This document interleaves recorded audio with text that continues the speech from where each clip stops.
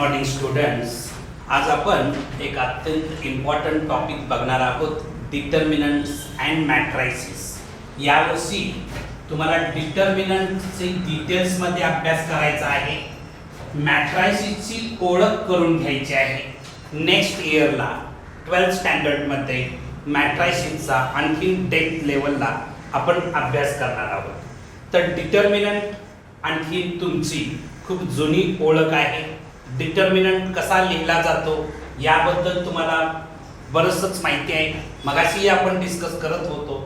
दोन vertical lines draw केल्या जातात आणि त्याच्यामध्ये आपण एलिमेंट्स लिहितो आहे, बरोबर.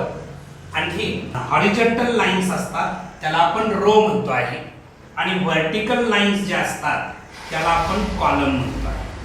हे पण तुम्हाला माहिती असेल. व्हर्टिकल लाईन्स ज्या असतात त्याला आपण कॉलम म्हणतो आणि हॉरिझॉन्टल लाईन्स ज्या असतील त्याला आपण रो म्हणतो आहे.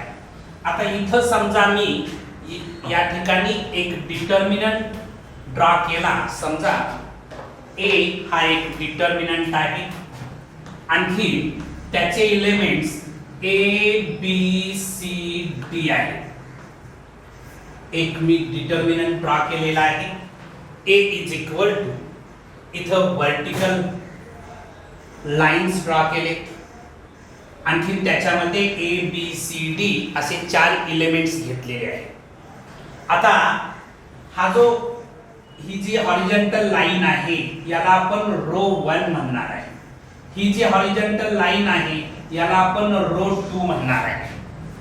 ही जी व्हर्टिकल लाईन आहे याला आपण कॉलम 1 म्हणणार आहे. ही दुसरी व्हर्टिकल लाईन जी आहे त्याला आपण कॉलम 2 म्हणणार आहे.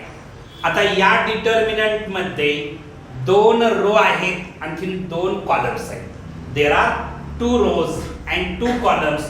त्यामुळे या डिटर्मिनंटची ऑर्डर आहे 2/2. कारण या डिटर्मिनंट मध्ये 2 रो आहेत आणखी 2 कॉलम आहेत, म्हणून या डिटर्मिनंटची ऑर्डर काय राहणार आहे 2/2. आता 2/2 ऑर्डर असणाऱ्या डिटर्मिनंटची व्हॅल्यू कशी काढली जाते हे स्कूल लेवलला तुम्ही शिकलेला आहात. डिटर्मिनंटची व्हॅल्यू फाइंड आउट करत असताना द व्हॅल्यू ऑफ डिटर्मिनंट बघा a into D minus C into B किंवा बी इंटू सी, तुम्ही बी सी असं लिहू शकता. म्हणजेच A D minus B C ही जी काय व्हॅल्यू येणार आहे या व्हॅल्यूला व्हॅल्यू ऑफ द डिटर्मिनंट असं आपण म्हणतो आहे. ओके, तर व्हॅल्यू ऑफ डिटर्मिनंट असं टायटल लिहा वरती.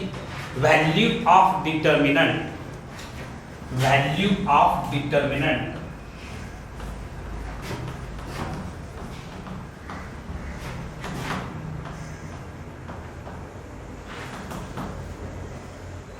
if A, B, C, D, if A, B, C, D are any 4 numbers, are any 4 numbers, then determinant A, B, C, D हे जे लिहिलेलं आहे is called determinant of order 2, of order 2, whose value is given by, whose value is given by AD minus BC, AD minus BC. आता हा जो determinant आहे याची order 2/2 का आहे असा जर क्वेश्चन विचारला तर त्याचं सिंपल आन्सर आहे की या डिटर्मिनंट मध्ये 2 रोज आहेत आणखी 2 कॉलम्स आहेत म्हणून या डिटर्मिनंटची ऑर्डर काय आहे 2/2 ऑर्डर आहे, हे लक्षात ठेवा. आता मला सांगायचं आहे पहिल्या रोज मधले एलिमेंट्स सांगायचे. कोण सांगेल? Elements of the first row. First row मध्ये कुठले एलिमेंट्स आहेत? फर्स्ट रो मधले एलिमेंट्स ए आणखी बी हे फर्स्ट रो मधले एलिमेंट्स आहेत. सेकंड रो मधले एलिमेंट्स सांगा. सी आणखी डी हे सेकंड रो मधले एलिमेंट्स आहेत. मी तुम्हाला फर्स्ट कॉलम मधले एलिमेंट्स विचारले.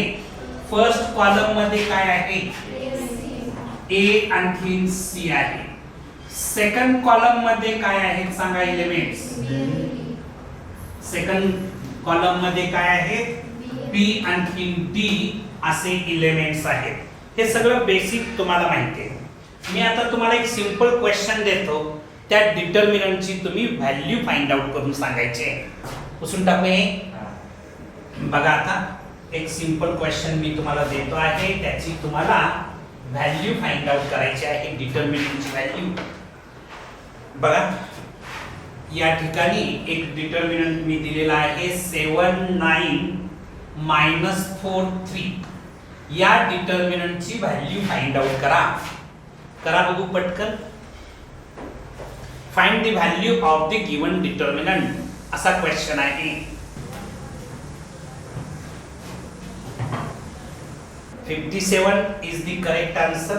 बघा ज्यांना सुटलं नसेल त्यांच्यासाठी या डिटर्मिनंटची व्हॅल्यू फाइंड आउट करत असताना 7 × 3 -4 × 9 is equal to 7 × 3 how much? 21. हे minus minus become plus. 9 4s are 36. 36 plus 21 केलं तर किती मिळत आहे? 57. हे तुमचं करेक्ट आन्सर असतं. ओके. मी आणखीन एक क्वेश्चन देतो, तुम्ही त्या डिटर्मिनंटची व्हॅल्यू फाइंड आउट करून सांगायची आहे. बघा नेक्स्ट डिटर्मिनंट मी दिलेला आहे cos theta sin theta minus sin theta cos theta. या डिटर्मिनंटची व्हॅल्यू फाइंड आउट करा.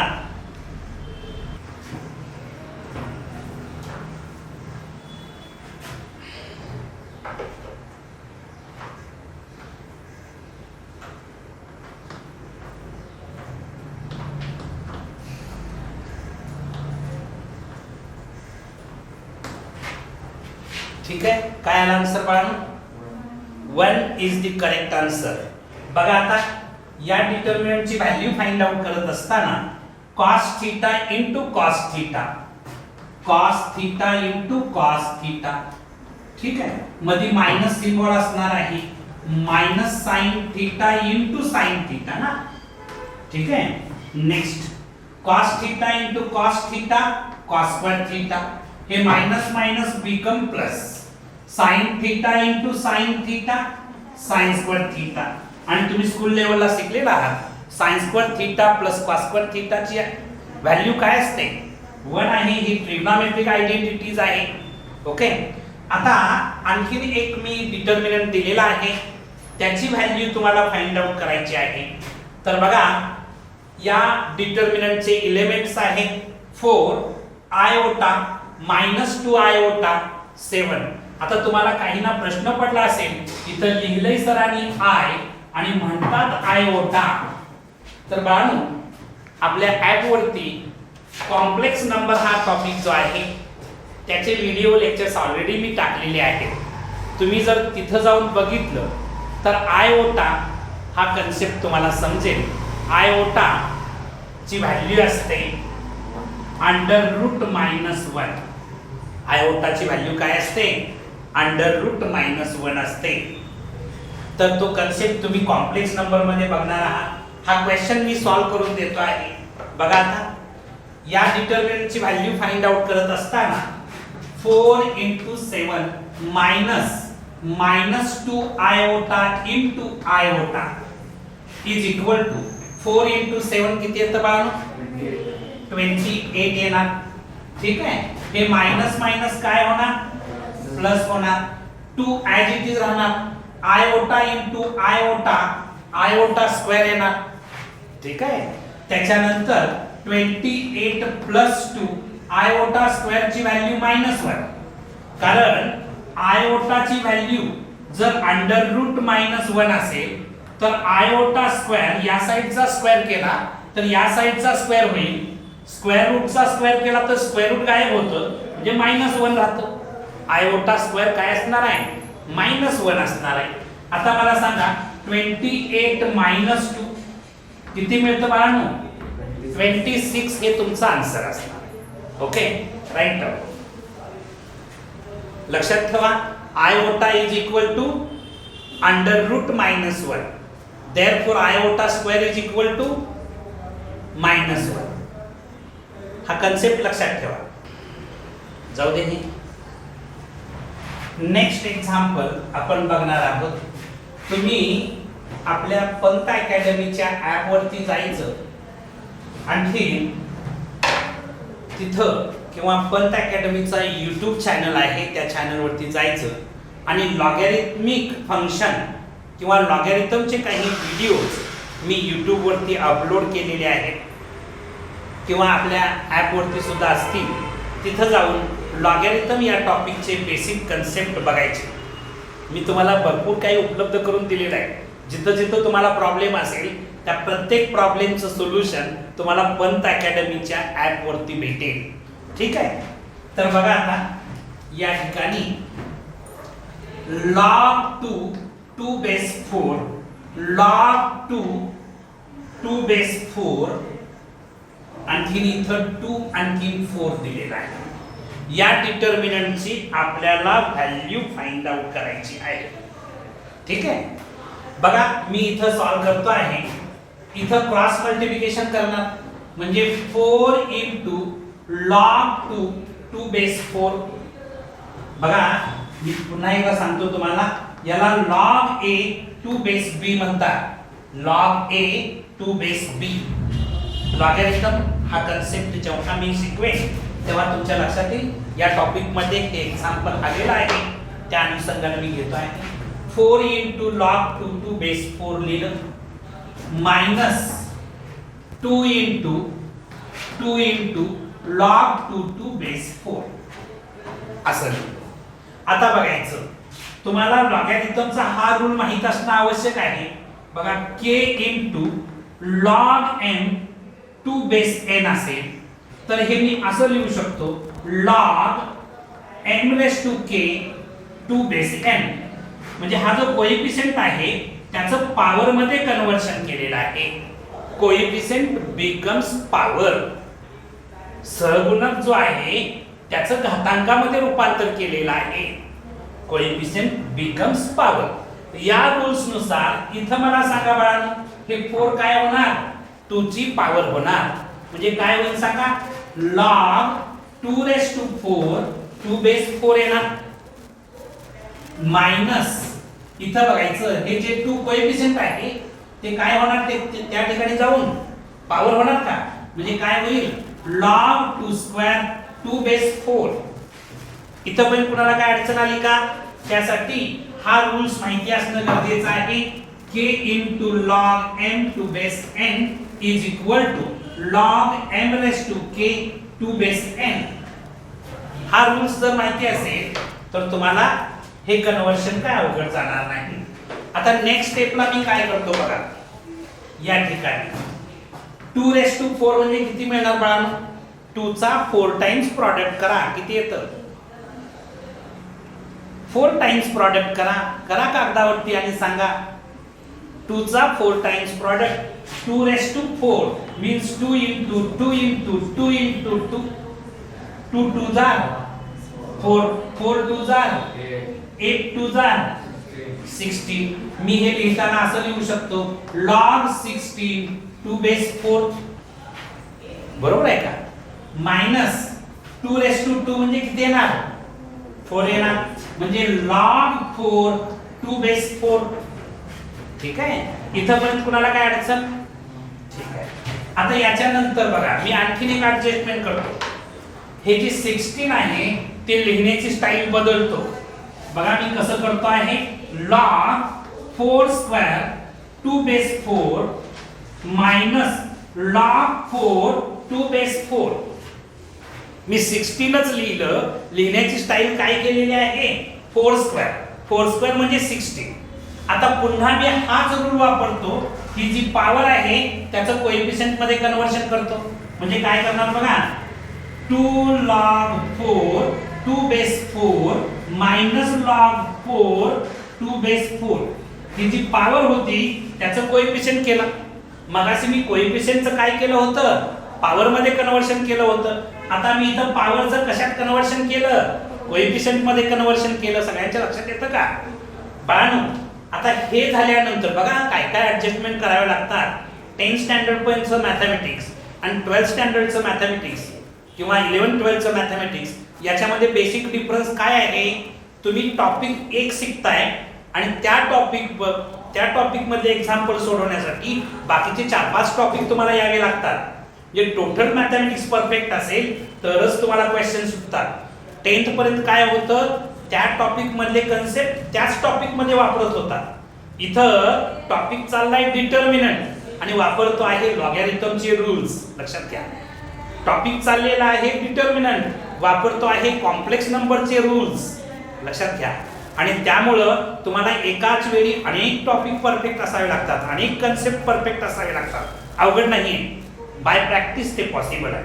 बाळांनो आता आणखीन एक गोष्ट सांगतो, log a 2 बेस a असेल, याला आपण नंबर म्हणतो आणि याला आपण बेस म्हणतो. log a 2 बेस a, इथं नंबर आणखी बेस इक्वल असेल तर त्याचं आन्सर येतं 1. त्याचं आन्सर काय येतं, 1 येतं. बघा आता इथं log 4 2 बेस 4 एवढ्या पार्टचा आन्सर काय येईल, 1 येईल का. log 4 2 बेस 4 एवढ्या पार्टचा आन्सर काय येईल, म्हणजे काय येणार बघा, 2 ऍज इट इज राहणार. याच्यासाठी मी 1 लिहू शकतो, मायनस याच्यासाठी मी 1 लिहू शकतो. ठीक आहे, म्हणजे 2 मायनस 1 किती येतं बघा, 1 येणार का. म्हणजे या डिटर्मिनंटची व्हॅल्यू आली 1.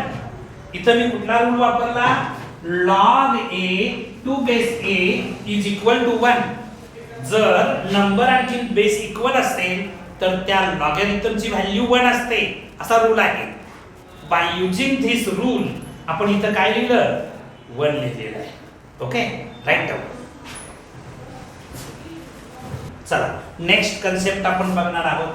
आता आपण डिटर्मिनंटची व्हॅल्यू फाइंड आउट केली. तो कोणत्या टाइपचा डिटर्मिनंट होता बाळांनो, ज्या डिटर्मिनंटची ऑर्डर 2/2 होती अशा डिटर्मिनंटची व्हॅल्यू फाइंड आउट केली, जी तुम्ही स्कूल लेवलला ऑलरेडी शिकला होता. फक्त त्याच्यापेक्षा थोडेसे ॲडव्हान्स कन्सेप्ट आपण बघत चाललोय. आता आपल्याला डिटर्मिनंटची व्हॅल्यू फाइंड आउट करायची आहे की ज्याची ऑर्डर 3/3 आहे. 3/3 ऑर्डर आहे याचा अर्थ या डिटर्मिनंटचे एकूण एलिमेंट्स 9 असणार आहेत. ऑर्डर 2/2 होती तेव्हा डिटर्मिनंट मध्ये एलिमेंट्स किती होते, 4 एलिमेंट्स होते. ऑर्डर जेव्हा 3/3 असणार आहे तेव्हा डिटर्मिनंटचे टोटल एलिमेंट्स किती असणार आहे, 9 असणार आहे. बरोबर. आता इथं मी एक डिटर्मिनंट घेतो आहे, त्याचे एलिमेंट समजा काहीतरी a1 a2 a3 a4 a5 a6 a7 a8 a9 हा जो डिटर्मिनंट आहे या डिटर्मिनंटची ऑर्डर 3/3 आहे. का 3/3 आहे तर बघा, हा पहिला रो 1, हा दुसरा रो 2, हा तिसरा रो 3, हा पहिला कॉलम 1, हा दुसरा column 2, third column 3 rows and 3 columns आहेत. म्हणून या डिटर्मिनंटची ऑर्डर काय आहे, 3/3 आहे. काय आहे ऑर्डर, 3/3. म्हणजे determinant of order 3.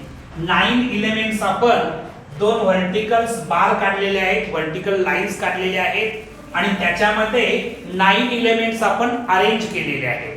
He arrangement करत असताना 3 रोज तयार केलेत, आणखी 3 कॉलम्स तयार केलेले आहेत आणि ते एलिमेंट्स आपण या 2 व्हर्टिकल बार्सच्या मध्ये लिहिलेले आहेत. एवढं जर तुमच्या सगळ्यांच्या लक्षात येतं. आता 3/3 हा जो डिटर्मिनंट आहे, 3/3 ऑर्डर असणारा जो डिटर्मिनंट आहे, त्याची व्हॅल्यू फाइंड आउट कशी करतात बघा. पहिल्या तर काय करायचं, याची व्हॅल्यू फाइंड आउट करत असताना हे A1 घ्यायचं. A1 घेतल्यानंतर इथं पहिल्यांदा पॉझिटिव्ह, इथं पॉझिटिव्ह असतं, इथं निगेटिव्ह असतं, इथं पॉझिटिव्ह असतं. प्लस मायनस प्लस लक्षात ठेवायला सोपं आहे. हे पॉझिटिव्ह प्लस काय लिहित नाही. A1 घेतलं. A1 घेतल्यानंतर हा रो आणखीन हा कॉलम मनातल्या मनात डिलीट करायचा. केला डिलीट. जे शिल्लक राहिलं ते एवढंच शिल्लक राहिले, बरोबर आहे. म्हणजे हा 2/2 ऑर्डर असणारा डिटर्मिनंट आहे. त्याची व्हॅल्यू फाइंड आउट करत असताना तुम्ही काय करणार, A5 into A9, A5 into A9 minus A8 into A6, A8 into A6. त्याच्यानंतर हे मायनस सिम्बॉल मायनस A2 ला विचारात घेणार. A2 into ब्रॅकेट मध्ये जेव्हा मी A2 ला विचारात घेतो आहे तेव्हा हा रो आणि हा कॉलम डिलीट करायचा. बघा मी काय सांगतोय ते. हा रो आणखीन हा कॉलम डिलीट करायचा. राहतं काय, म्हणजे A4 A6 A7 A9 राहतं. त्याचं म्हणजे हा 2/2 ऑर्डर असणारा डिटर्मिनंट आहे. त्याची व्हॅल्यू कशी काढतात माहितीये, A4 into A9, A4 into A9 minus A7 into A6, A7 into A6. त्याच्यानंतर प्लस, हे प्लस. आता तुम्ही कुठं आला बघा, A3 ला पोहोचला. मी इथं बसणार नाही म्हणून खाली प्लस A3 इंटू ब्रॅकेट मध्ये जेव्हा A3 तुम्ही विचारात घेताय, हा एलिमेंट विचारात घेताय, तेव्हा हा रो हा कॉलम डिलीट करून टाकायचा. राहिलेल्याचा क्रॉस प्रॉडक्ट मध्ये मायनस सिम्बॉल. म्हणजे काय करणार, A4 into A8 minus A7 into A5. आता हे सगळं सॉल्व केल्यानंतर जे काय आन्सर येणार आहे ते आन्सर म्हणजेच या डिटर्मिनंटची व्हॅल्यू असणार आहे. लक्षात आलं का? राईट डाऊन दिस. इथं काय करा, value of the determinant of order 3/3 असं टायटल लिहा. काय टायटल लिहिणार, लिहा सगळ्यांनी title. Value of determinant, value of determinant of order 3 किंवा 3/3 म्हणा, of order 3. Value of determinant of order 3 झालं बाळांनो लिहून. ठीक आहे. नेक्स्ट बघायचं आहे आपल्याला. आता इथं बघायचं, या ठिकाणी आपण बघतो आहोत की 3/3 ऑर्डर असणारा डिटर्मिनंट बघतो आहे. त्याचं एक्सपान्शन कसं करायचं, त्याची व्हॅल्यू कशी फाइंड आउट करायचं हे आपण बघितलं. सर्वसाधारणपणे डिटर्मिनंट्स डिनोट करण्यासाठी इंग्लिश अल्फाबेटचा वापर करतात. म्हणजे determinants are denoted by English capital letters. उदाहरणादाखल A, B, C, D etcetera. म्हणजे डिटर्मिनंट्स कशानं डिनोट केले जातात, कॅपिटल लेटर्सनी. म्हणजे उदाहरणादाखल A नावाचा डिटर्मिनंट्स आहे आणि त्याची ऑर्डर 3/3 आहे. त्याची ऑर्डर काय आहे, 3/3 आहे. आता बघा, 3/3 ऑर्डर असणाऱ्या डिटर्मिनंटचे एलिमेंट्स जनरली कसे रिप्रेझेंट केले जातात. जनरली मी असा शब्दप्रयोग वापरलेला आहे. तर बघा, general representation of determinant of order 3/3. 3/3 order असणाऱ्या डिटर्मिनंटचं जनरल रिप्रेझेंटेशन आपण बघणार आहोत. तर बघा, फर्स्ट एलिमेंट जो आहे तो पहिल्या रो मध्ये आणि पहिल्या कॉलम मध्ये असतो, म्हणून त्याला A11 म्हणतात. याला A12 म्हणणार, याला A13 म्हणणार. बघा हा एलिमेंट जो आहे तो फर्स्ट रो फर्स्ट कॉलम मध्ये आहे. हा एलिमेंट जो आहे तो फर्स्ट रो सेकंड कॉलम मध्ये आहे, म्हणून A12 म्हटलं मी. हा एलिमेंट जो आहे तो फर्स्ट रो थर्ड कॉलम मध्ये आहे, म्हणून याला मी A13 म्हटलं. आता इथं सेकंड रो आलेला आहे आणि फर्स्ट कॉलम म्हणजे A21, A22, A23. इथं बघायचं A31, A32, A33. आता इथं सगळे एलिमेंट जे आहेत ते एलिमेंटच्या इथं जे नंबर लिहिले आहेत ना, त्यातला पहिला नंबर रो रिप्रेझेंट करतो आणि दुसरा नंबर कॉलम रिप्रेझेंट करतो. म्हणजे समजा AIJ, आय काय रिप्रेझेंट करतं? रो रिप्रेझेंट करतं. आणखी जे काय रिप्रेझेंट करतं? कॉलम रिप्रेझेंट करतं. ठीक आहे. म्हणजेच आता मी समजा तुम्हाला जर असं सांगितलं A32 हा एलिमेंट कोणत्या रो मध्ये आणि कोणत्या कॉलम मध्ये आहे? कुठल्या रो मध्ये आहे? थर्ड रो मध्ये आहे आणि सेकंड कॉलम मध्ये आहे. Third row and second column म्हणजे हा एलिमेंट, बरोबर का? त्याच्यानंतर इथं बघायचं A23 जर मी लिहिलं, A23 हा एलिमेंट्स कोणत्या रो मध्ये आणि कोणत्या कॉलम मध्ये आहे? सेकंड रो मध्ये आहे, आणखी थर्ड कॉलम मध्ये आहे, हे लक्षात घ्या. ठीक आहे. हा जो एलिमेंट्स आहे A23 हा कुठं आहे? सेकंड रो मध्ये आहे, आणखी थर्ड कॉलम मध्ये आहे. तर ही जी आहे याला आपण general representation of determinant of order 3/3 म्हणतोय. लक्षात आहे का? लिहायचं general representation of determinant of order 3. Title आधी लिहा, जनरल रिप्रेझेंटेशन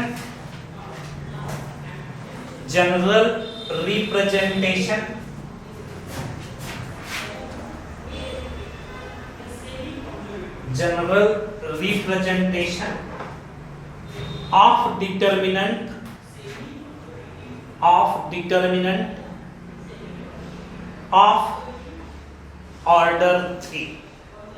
of order 3 हे लिहा. त्याच्यानंतर लिहा right down. Determinants are represented by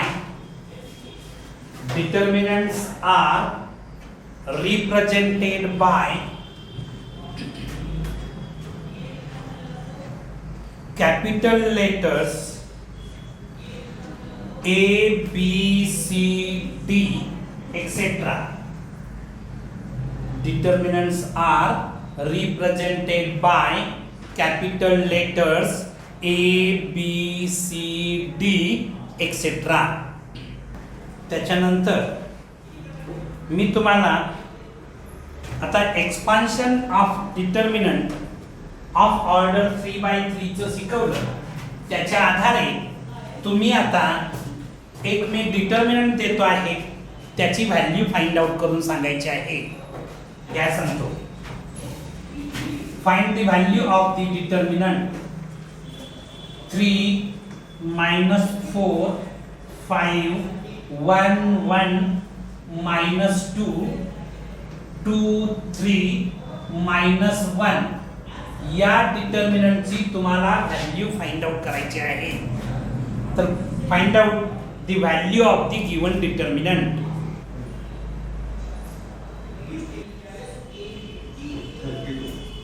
किती आलेला आहे आन्सर? 32 हे करेक्ट आन्सर आहे.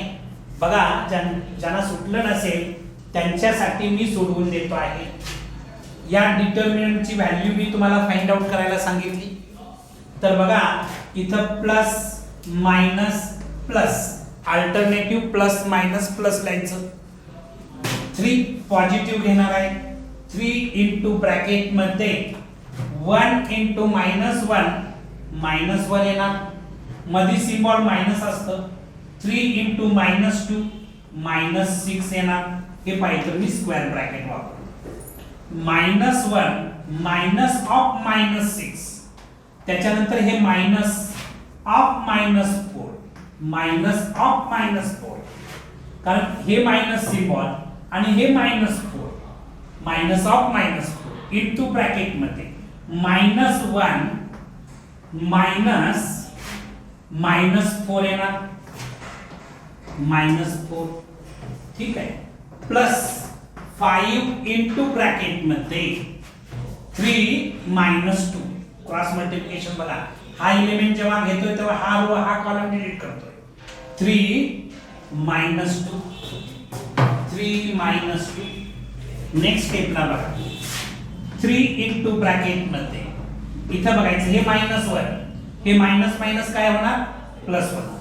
-1 प्लस 6 -1 प्लस 6 किती येणार 5 येणार का. डायरेक्ट काही गोष्टी करायला शिकलं पाहिजे. हे मायनस मायनस काय होणार +4 होणार. हे -1 हे मायनस मायनस प्लस होणार. -1 प्लस 4 म्हणजे किती येणार 3 येणार का. त्याच्यानंतर +5 इंटू ब्रॅकेट मध्ये 3 -2 केलं तर किती येणार 1 येणार का.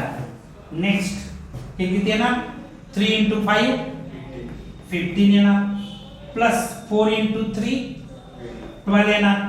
+5 इंटू 1 5 येणार.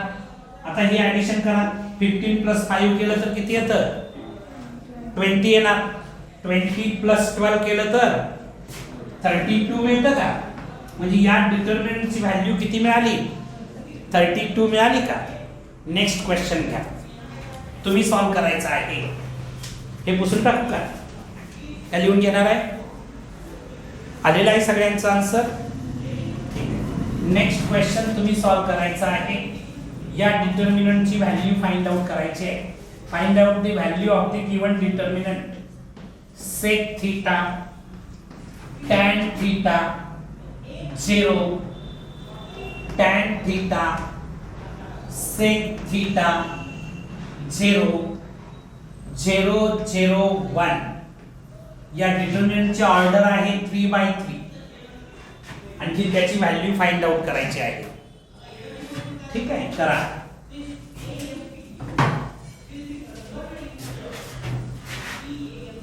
आता बघा काय आन्सर आलेला आहे. 1 आन्सर आला असेल तर तुमचं करेक्ट आन्सर आहे. ज्यांना सुटलं नसेल त्यांच्यासाठी मी सॉल्व करून देतो आहे. इथं तुम्हाला माहिती आहे plus minus plus sec theta into bracket मध्ये लिहिणार. बघा सेक थीटा जेव्हा तुम्ही विचारात घेणार तेव्हा हा रो हा कॉलम डिलीट करणार. राहिलेल्याचा क्रॉस प्रॉडक्ट आणि मध्ये मायनस सिम्बॉल म्हणजे sec theta into 1 sec theta minus 0 into 0 0 येणार. आता हे minus tan theta into bracket मध्ये हा रो हा कॉलम डिलीट होणार. Tan theta into 1 tan theta minus 0 into 0 0 त्याच्यानंतर प्लस 0 इंटू 0 इंटू इथं बघायचं हा 0 जेव्हा मी विचारात घेतोय तेव्हा हा रो हा कॉलम डिलीट करणार आहे. आता 0 इंटू एनिथिंग केलं तर 0च मिळतं पण आपण मेथड म्हणून करतो आहे. तर बघा हा रो हा कॉलम डिलीट केल्यानंतर tan थीटा इंटू 0 0 मिळणार. मायनस 0 इंटू सेक थीटा 0च मिळणार. ठीक आहे. नेक्स्ट स्टेपला बघा. सेक थीटा मायनस 0 केलं तर sec theta into sec theta sec square theta minus. आता टॅन थीटा मायनस 0 केलं तर टॅन थीटा येणार. Tan theta into tan theta केलं तर टॅन स्क्वेअर थीटा मिळणार का. आणि प्लस 0 मायनस 0 0 0 इंटू 0 0 0 काय लिहिण्याची आवश्यकता आहे का काही गरज नाही. आता सेक स्क्वेअर थीटा तुम्ही 10th स्टँडर्ड मध्ये आयडेंटिटी पाठ केलेली आहे. Sec square theta is equal to 1 plus tan square theta. Sec square theta is equal to काय आयडेंटिटी आहे? 1 प्लस टॅन स्क्वेअर थीटा.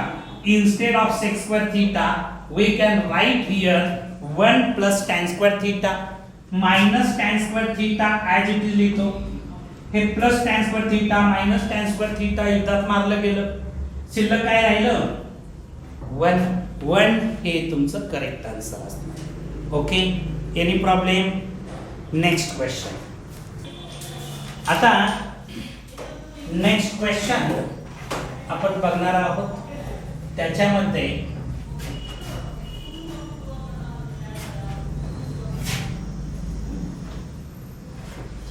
काय दिलेलं आहे बघा. 2 minus iota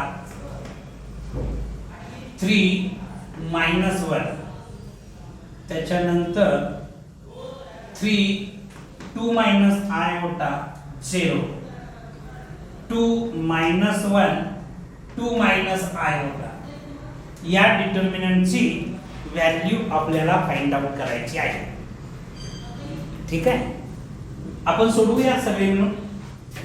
ठीक आहे, तर बघा हे 2 minus iota इनटू ब्रॅकेट मध्ये, कारण इथं प्लस मायनस प्लस असतं माहिती आहे तुम्हाला. प्लस घेतलं 2 minus iota, हा रो हा कॉलम डिलीट केला, राहिलेल्याचा क्रॉस प्रॉडक्ट म्हणजे 2 minus iota into 2 minus iota म्हणजे 2 minus iota होल स्क्वेअर असं मी लिहू शकतो. मायनस 0 लिहिणार, कारण -1 into 0 येतं. त्याच्यानंतर -3 into ब्रॅकेट मध्ये इथं बघायचं, हा एलिमेंट जेव्हा विचारात घेणार तेव्हा हा रो हा कॉलम डिलीट होणार. 3 into ब्रॅकेट मध्ये 2 minus iota, 3 into ब्रॅकेट मध्ये 2 minus iota मायनस 2 into 0 म्हणजे 0. बरोबर का? त्याच्यानंतर इथं हे प्लस आहे का, प्लस -1, त्या -1 ला विचारात घेणार, हा रो हा कॉलम डिलीट होणार. 3 into -1 -3 मायनस 2 into ब्रॅकेट मध्ये 2 minus iota. माझं बरोबर आहे का बघा बाळांनो? प्रत्येक स्टेप काळजीपूर्वक बघत चला. आता नेक्स्ट स्टेपला काय होणार बघा. हे 2 minus iota, आणखी याचं एक्सपान्शन करूया. -0 ला काय अर्थ नसतो. याचं एक्सपान्शन जर केलं तर फर्स्ट टर्मचा स्क्वेअर 2 चा स्क्वेअर 4 येणार, minus 2 into first term into second term म्हणजे 2 into 2 4 into iota म्हणजे 4 iota येणार. ठीक आहे, आणि प्लस सेकंड टर्मचा स्क्वेअर iota स्क्वेअर, -0 काय घ्यायची गरज नाही. त्याच्यानंतर इथं बघायचं -3 into 3 केलं तर -9 मिळणार. बरोबर, -9 न या ब्रॅकेट मध्ये मल्टिप्लाय करावं लागेल म्हणजे काय होणार बघा. -9 into 2 केलं तर -18 येतं का रे. आणि हे मायनस, आणखी हे मायनस प्लस येणार. 9 into iota म्हणजे 9 iota मिळणार का, 9 iota मिळणार. त्याच्यानंतर इथं बघायचं, हे प्लस मायनस मायनस होणार, प्लस मायनस मायनस होणार. आता या ब्रॅकेट मध्ये जेव्हा तुम्ही हे मायनस आणखी हे मायनस मिळून प्लस होणार आहे म्हणजे +3 येणार. हे मायनस आणि हे मायनस मिळून काय झालं, प्लस झालं. आणि हे मायनस पुन्हा हे मायनस मिळून प्लस होणार. आणि 1 into 2 म्हणजे 2 into ब्रॅकेट 2 minus iota. ठीक आहे, मी काय करतो आहे, हे चिन्ह कशी बदलतो आहे लक्षात घ्या. आता इथं बघायचं 2 minus iota, या ब्रॅकेट मध्ये 4 minus 4 iota. iota स्क्वेअर म्हणजे मगाशी मी सांगितलं तुम्हाला -1 असतं. iota स्क्वेअरची व्हॅल्यू काय असते, -1 असते. -18 प्लस 9 iota प्लस 3, या 2 न मल्टिप्लाय करा. 2 into 2 म्हणजे काय येणार, 4. आणखी -2 iota, 2 into -iota -2 iota येणार का. आता इथं नेक्स्ट स्टेपला बघा, 2 minus iota into ब्रॅकेट मध्ये हे बघा 4 मायनस 1 केलं तर किती उत्तर 3 राहतं का 4 मायनस 1 केलं 3 मायनस 4 आयोटा मायनस 18 प्लस 3 किती येतं बाळा मायनस 15 आलं का मायनस 18 प्लस 3 केलं तर मायनस 15 आलं मायनस 15 प्लस 4 केलं तर मायनस 11 येणार बरोबर का मायनस 11 मी इथं डायरेक्ट मायनस 11 लिहितो आणखी 9 आयोटा मायनस 2 आयोटा म्हणजे 7 आयोटा येणार का 9 आयोटा मायनस 2 आयोटा म्हणजे 7 आयोटा येणार का बाळा स्टेप्स कमी करण्याच्या हेतूने आपण काही ऍडजस्टमेंट करत जातोय आता इथं बघायचं 2 ने याला मल्टिप्लाय करू 2 into 3 केलं तर किती येणार 6 येणार का 2 into मायनस 4 आयोटा म्हणजे मायनस 8 आयोटा बरोबर आहे का 2 into मायनस 4 आयोटा म्हणजेच minus 8 iota minus iota into 3 म्हणजे मायनस 3 आयोटा बरोबर आहे का minus iota into minus 4 iota minus minus plus होणार 4 आयोटा स्क्वेअर येणार minus 11 plus 7 iota as it is ठेवतो आता नेक्स्ट स्टेपला काय करतो बघा या ठिकाणी हे 6 ऍज इट इज ठेवतो 6 ऍज इट इज ठेवतो आता इथं बघायचं मायनस 8 आयोटा आणि मायनस 3 आयोटा म्हणजे मायनस 11 आयोटा बरोबर का मायनस 8 आयोटा मायनस 3 आयोटा म्हणजेच मायनस 11 आयोटा हे मायनस 11 आयोटा आणि हे plus 7 iota minus 11 iota plus 7 iota किती येणार मायनस 4 आयोटा येणार मी डायरेक्ट इथे लिहितो मायनस 4 आयोटा ठीक आहे त्याच्यानंतर बाळांनो इथं बघायचं हे आयोटा स्क्वेअरची व्हॅल्यू काय असणार आहे -1 into 4 केलं तर -4 येणार का -4 येणार काय शिल्लक राहिलं का बघा कुठलं घ्यायचं -11 शिल्लक राहिलं ना हे -11 घेतलं नाही ना -11 ठीक आहे काय काय केलं लक्षात येतं का बघा त्याच्यानंतर आता बघायचं या ठिकाणी हे -11 -4 म्हणजे किती आलं रे -15 आलं -15 plus 6 -15 plus 6 -9 म्हणजेच -9 -4 आयोटा -9 -4 आयोटा असा आपल्याला आन्सर मिळालेला आहे हे तुमचं सिम्प्लिफाय केलं जास्तीत जास्त तुम्ही मायनस सिम्बॉल कॉमन घेऊन 9 + 4 आयोटा असं लिहू शकताय पण हे आन्सर तुमचं करेक्ट आन्सर असणार आहे काय काय केलं लक्षात आलं बाळांनो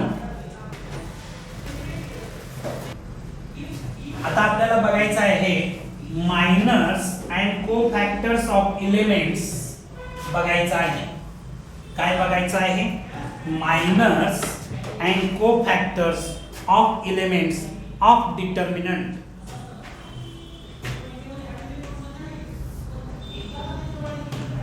minus and cofactors of elements of determinant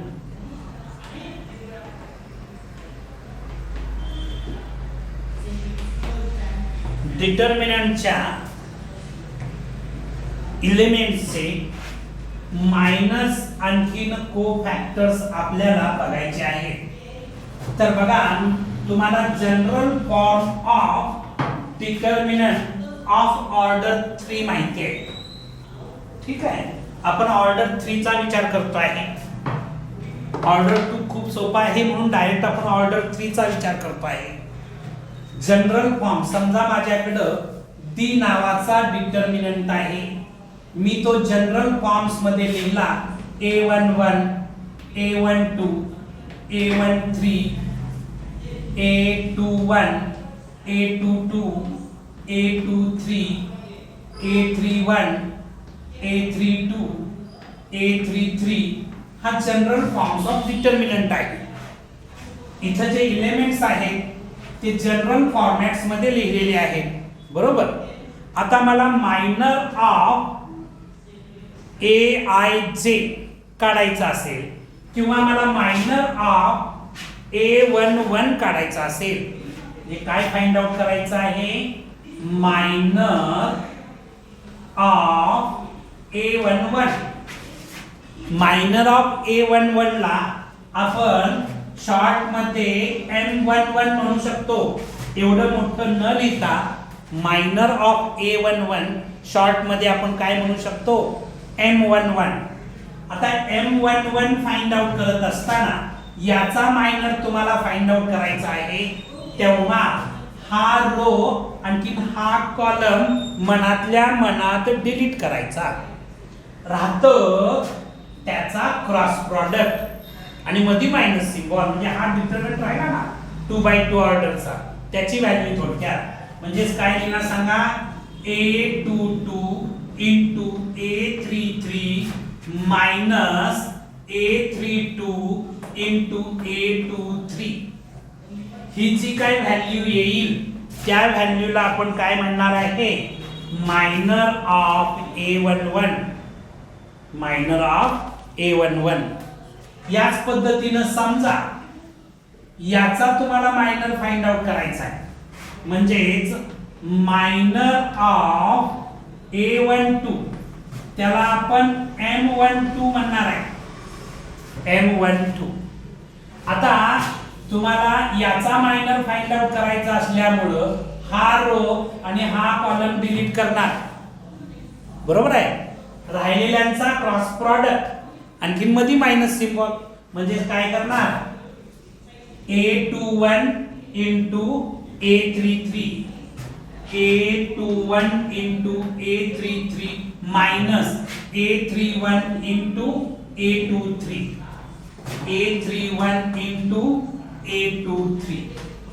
समजा तुम्हाला मायनर, बाळा लक्ष आहे का, minor of A13 find out करायचा आहे, तर कसं करणार सांगा, मायनर ऑफ A13 याला काय म्हणणार, मायनर ऑफ A13 ला M13 असं शॉर्ट मध्ये लिहू शकताय तुम्ही एक्झाम मध्ये, एवढं मोठं लिहिण्याची आवश्यकता नाही. आता मला सांगा A13 चा मायनर काढताय म्हणजे हा रो हा कॉलम डिलीट करणार, राहिलेल्याचा क्रॉस प्रॉडक्ट करून मध्ये मायनस सिम्बॉल थोडक्यात येत आहे, म्हणजे काय करणार, A21 A32 बरोबर आहे का, मायनस काय सांगा A31 इंटू A22. असं कोणत्याही एलिमेंटचा मायनर काढता येईल. समजा मला याचा मायनर काढायचा आहे, बघा मी कुठं डायरेक्ट जम्प केली, मायनर ऑफ A33 काढायचा असेल तर तुम्ही कसं काढाल सांगा बाळांनो, हा रो आणखी हा कॉलम डिलीट करणार, राहिलेल्याचा क्रॉस प्रॉडक्ट मध्ये मायनस सिम्बॉल. ठीक आहे, क्रॉस करायचं म्हणजे काय करणार, याचं नाव काय देणार, M33 इज इक्वल टू काय सांगा बाळांनो, A11 into A22 minus A21 into A12. समजा मी तुम्हाला मायनर ऑफ A23 विचारलं, मायनर ऑफ A23 याला काय म्हणणार तुम्ही, M23 म्हणणार. M23 कुठं आलं बघा, A23 इथं आलं का, म्हणजे हा रो आणखीन हा कॉलम डिलीट होईल, बरोबर आहे का, आणि मग राहतंय काय बघा, हा रो डिलीट झाला, हा कॉलम डिलीट झाला, राहिलेलं जो 2/2 ऑर्डर डिटरमिनंट आहे ना त्याची व्हॅल्यू थोडक्यात मग काय करणार, A11 into A32 minus A31 into A12. सोपा आहे की अवघड आहे, सोपा आहे ना, मायनर फाइंड आउट करणं सोपं आहे की नाही, राईट. प्रत्येक एलिमेंटचा मायनर काढावा लागतो एक्झाम मध्ये, जे 9 एलिमेंट्स आहेत 9 मायनर्स तुम्हाला फाइंड आउट करावे लागतील. कुठलं याचा A22 चा मायनर बघा, आता मायनर ऑफ A22 लिहिताना कसं लिहिणार, M22. आता बघ हे सगळं बाकीचं मी काढून टाकतो. आता याचा मायनर काढणार आहे. हा रो आणखी हा कॉलम डिलीट होईल. बरोबर, हा रो आणि हा कॉलम डिलीट झाला का, राहिले काय, त्याचा काय करायचं, क्रॉस प्रॉडक्ट आणि मध्ये मायनस सिंबल म्हणजे काय करणार, काय होणार सांग, A11 into A33 minus A31 into A13. सोपं आहे. ज्याचा मायनर काढायचा आहे त्या इलेमेंटला कन्सिडर करायचं, तो रो तो कॉलम डिलीट करायचा, राहिलेल्या डिटर्मिनंटची व्हॅल्यू काढायची. झालेलं आहे सगळ्यांचं. आता आपल्याला कोफॅक्टर कसे काढायचे ते बघायचं आहे. बाळांनो, हे मायनर काढता येणं, कोफॅक्टर काढता येणं अत्यंत इम्पॉर्टंट आहे. जर तुम्हाला मायनर आणखी कोफॅक्टर्स काढता आले तर हा टॉपिक तुम्हाला अत्यंत सोपा जाईल. हाच टॉपिक सोपा जाईल अशातला भाग नाही. 12th सायन्स मध्ये तुम्ही मॅट्रायसिस सोडवणार आहात, मॅट्रायसिस हा टॉपिक शिकणार आहात, तर तिथं सुद्धा तुम्हाला मायनर आणखी कोफॅक्टर्स काढावे लागतात. तेव्हा हा कन्सेप्ट लक्षात ठेवा, हा अत्यंत इम्पॉर्टंट कन्सेप्ट आहे. तर आता बघा बाळांनो, कोफॅक्टर्स कसे काढायचे. आता समजा एखादा इलेमेंट आहे या ठिकाणी, बघा बाळांनो, या ठिकाणी बघा एक मी डी नावाचा डिटर्मिनंट घेतलेला आहे. त्याचे elements A11, A12, A13, A21, A22, A23, A31, A32, A33 असे याचे इलेमेंट्स आहेत. मला आता cofactor of AIJ, cofactor of AIJ हा फॉर्म्युला ज्याला पाठ होईल त्याला कोफॅक्टर काढणं अवघड जाणार नाही. Cofactor of AIJ is equal to -1 raised to I plus J into MIJ. बघा फॉर्म्युला सगळ्यांना पाठ होतो का. Cofactor of AIJ is equal to -1 raised to I plus J into MIJ. MIJ म्हणजेच काय, मायनर ऑफ AIJ, त्याला MIJ म्हणतो. ठीक आहे. आता बघा मला याचा कोफॅक्टर काढायचा असेल, म्हणजेच कोफॅक्टर ऑफ A11 जर फाइंड आउट करायचा असेल तर मी काय करणार बघा, -1 raised to 1 plus 1, कारण इथं I ची व्हॅल्यू 1 आहे, J ची व्हॅल्यू 1 आहे, 1 plus 1 into M11 into M11. M11 कसं काढायचं मगाशी आपण बघितलं. ते काढलेली व्हॅल्यू इथं फक्त या फॉर्म्युल्यामध्ये भरायची. हे सॉल्व केलं की तुम्हाला आन्सर मिळतं. दुसरं एखादा कोफॅक्टर उदाहरण दाखल, हा कोफॅक्टर काढूया आपण. कुठला फॅक्टर, कोफॅक्टर ऑफ A12 काढायचा असेल तर काय करणार बाळांनो, -1 raised to I plus J म्हणजेच 1 plus 2 into M12. M12 कसं काढायचं ते आधी शिकूया आपण. समजा तुम्हाला कोफॅक्टर ऑफ A13 काढायचा असेल तर काय करणार सांगा, -1 raised to 1 plus 3 into 1 M13. लक्षात आलं का कसं करायचं, लक्षात आलं का. त्यासाठी बेसिक हा फॉर्म्युला तुम्हाला पाठ पाहिजे. MIJ कसं काढायचं ते आपण आधी बघितलेलं आहे, बरोबर. आणखी म्हणजे मायनर कसं काढायचं ते आपण बघितलेलं आहे. आणि हे काय सोपं आहे, -1 raised to I plus J. म्हणजे कोफॅक्टर ऑफ एनी इलेमेंट काढायचा असेल तर -1 raised to I plus J into MIJ हा फॉर्म्युला लक्षात ठेवायचा. हा फॉर्म्युला फक्त पाठ केला की कोफॅक्टर्स काढणं खूप सोपं आहे. ठीक आहे, राईट डाऊन. मी तुम्हाला काही सिंपल क्वेश्चन विचारणार आहे, त्याचा आन्सर तुम्हाला द्यायचा आहे. ठीक आहे बाळांनो, मी हे पुसून टाकू का, जाऊ दे का.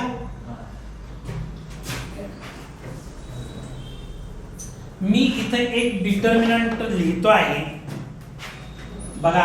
ए नावाचा मी डिटर्मिनंट लिहिलेला आहे. A is equal to determinant आहे A B C D. A B C D असा डिटर्मिनंट घेतलेला आहे. याची ऑर्डर किती आहे बाळांनो? 2/2 आहे, कारण 2 रोज आहेत, 2 कॉलम्स आहेत, म्हणजे ऑर्डर 2/2 आहे. मी तुम्हाला सिंपल क्वेश्चन विचारतो आहे की इथं तुम्हाला फाइंड आउट करायचं आहे M11 M12 M21 M22 find out करायचं आहे. M11 कसं येणार कोण सांगेल? M11 म्हणजे A11 हा एलिमेंट विचारात घेणार, कारण याचं कंपॅरिझन जर तुम्ही केलं तर A11 A12 A21 A22 असणार का? बरोबर. M11 म्हणजे A11 चा मायनर, म्हणजेच A चा मायनर. A चा मायनर काढत असताना हा रो हा कॉलम डिलीट करणार, राहतं काय? D राहतं, म्हणजे D हा त्याचा मायनर असणार आहे. D हा त्याचा काय असणार आहे? मायनर असणार आहे. आता A12 म्हणजेच B चा मायनर काय सांगा? C. B चा मायनर C. आता मला सांगा C चा मायनर काय येणार? B येणार का? आणि D चा मायनर काय येणार? A येणार का?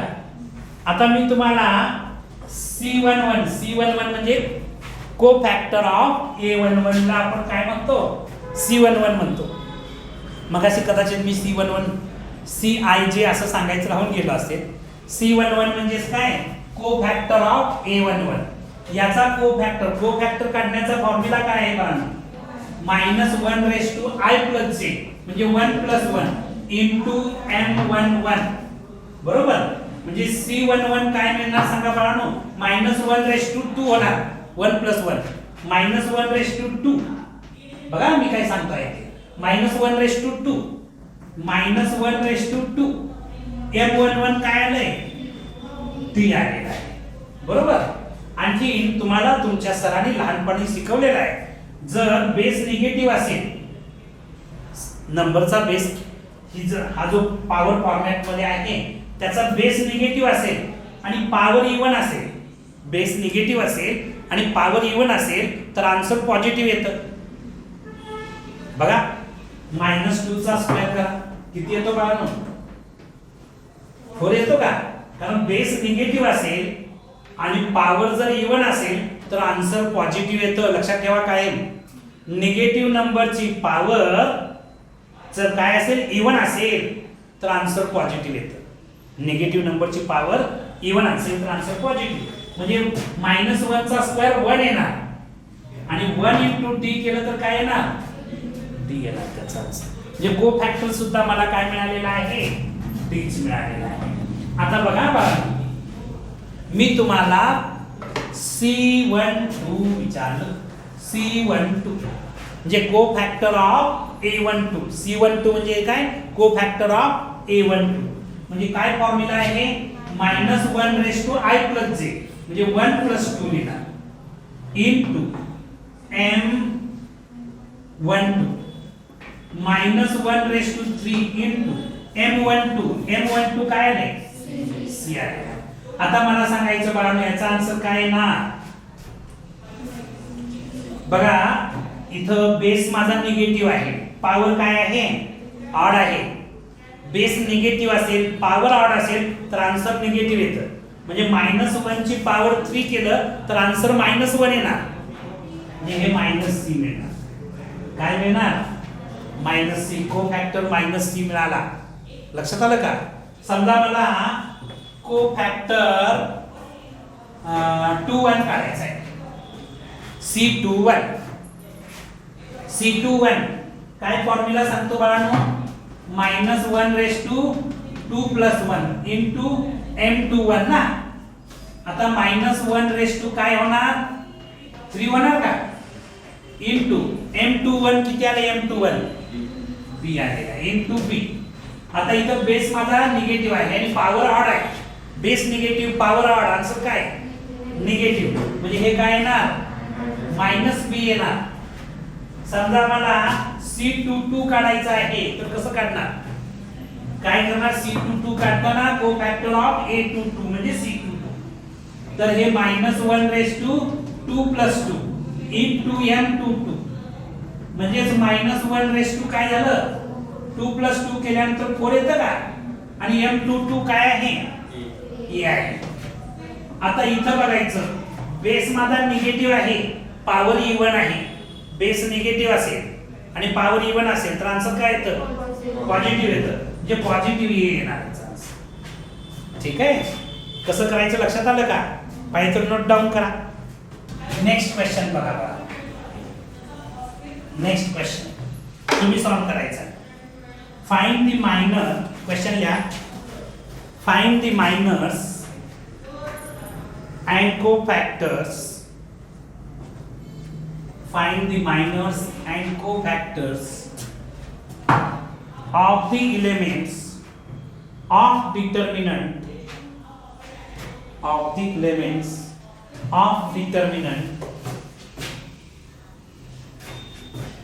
मी या ठिकाणी डिटर्मिनंट देतो आहे, त्याचे मायनर्स आणखी कोफॅक्टर्स तुम्ही मला पटापट फाइंड आउट करून दाखवायचे आहे. समजा इथं जो